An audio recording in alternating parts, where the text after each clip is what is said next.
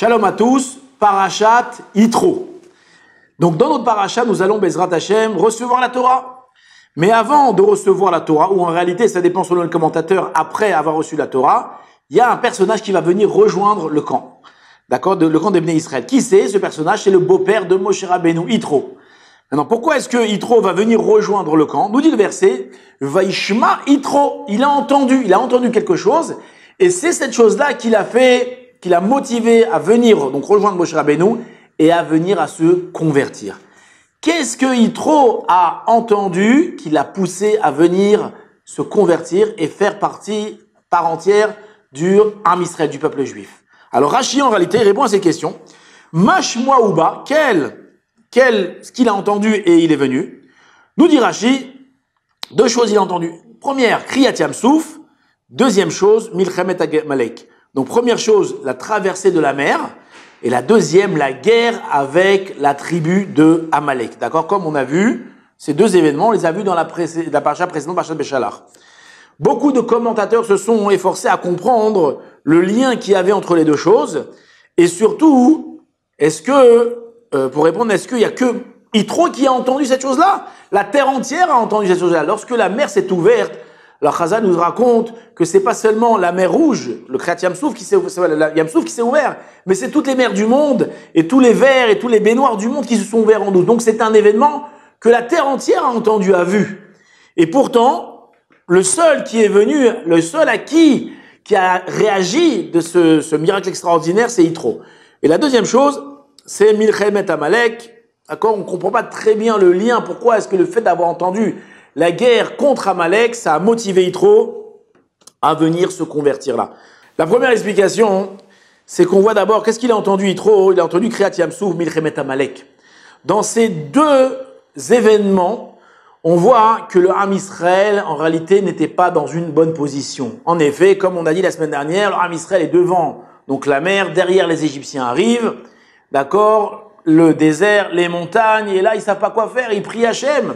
Et là-bas, comme on avait expliqué aussi, qu'à ce moment-là, la mer ne voulait pas s'ouvrir. Il y avait un kitroug, il y avait une accusation sur les Bnei Israël. Et là-bas, les anges ont dit à Hachem, pourquoi est-ce que tu veux sauver les Bnei Israël?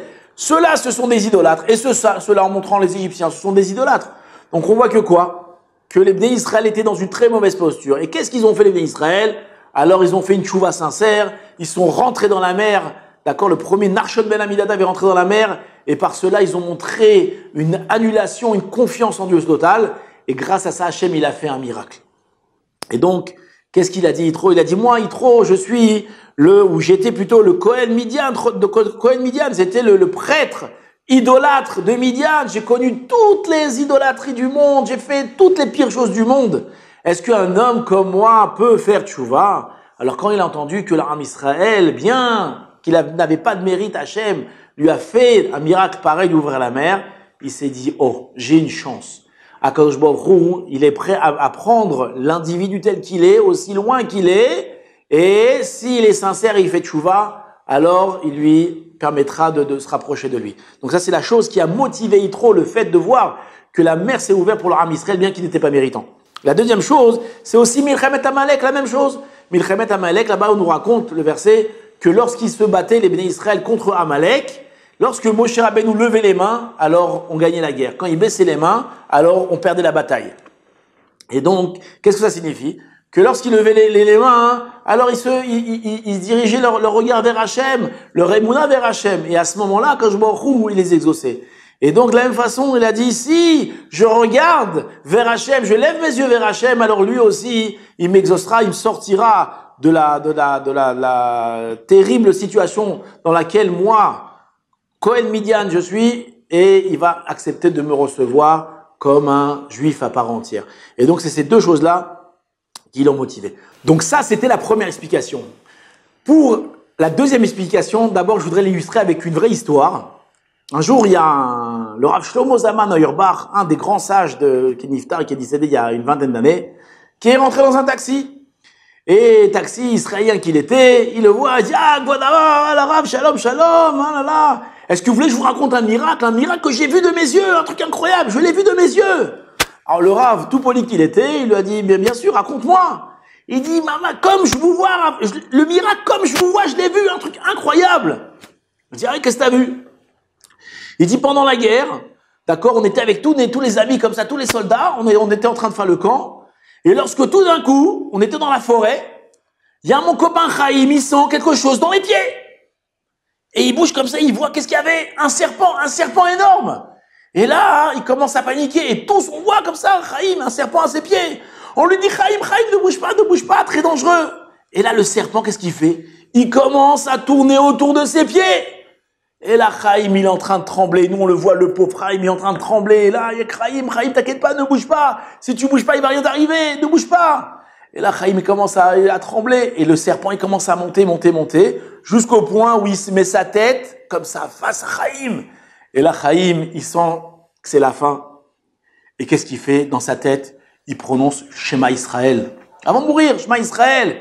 Il dit que voilà, nous on l'a vu de nos yeux, on l'a vu devant nous, il était Chaim devant nous. Et il a dit Shema Israël. Et dès qu'il a dit Shema Israël, qu'est-ce qu'il a fait le serpent?